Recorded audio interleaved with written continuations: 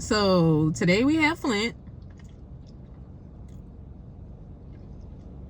And I'm in my car again. I have to hide behind tinted glass. Because if he saw me, he would not let me record him. And he funny acting. Okay? So right now it's 6:39. And usually he'll come and eat. And then later on, Linda will come and eat. Now, as you can see, Flynt is more observant than Linda is. He doesn't really chirp like that. He just eats and kind of looks around. He'll take a few seeds and then he'll look, and then he'll take a few seeds and then he'll look. Linda, she talk trash, eat, and watch her surroundings. So my guess is that they have a nest.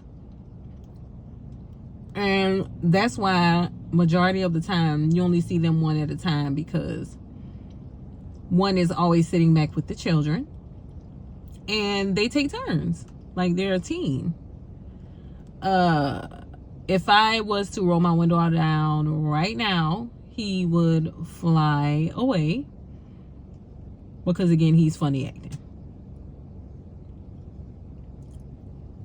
You see, every time he go down to get some seeds, he come right back up and he's looking. So, yeah.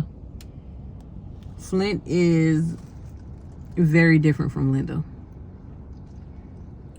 I feel like he's more emotionally in tune with himself than Linda is. Linda is a trash talker.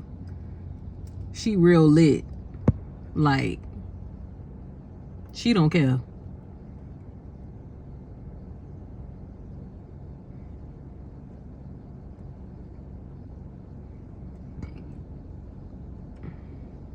Yeah.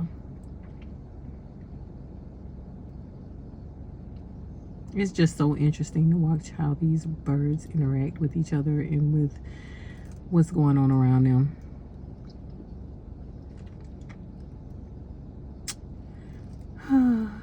I guess one day I'll catch them together again, but I guess this will have to do.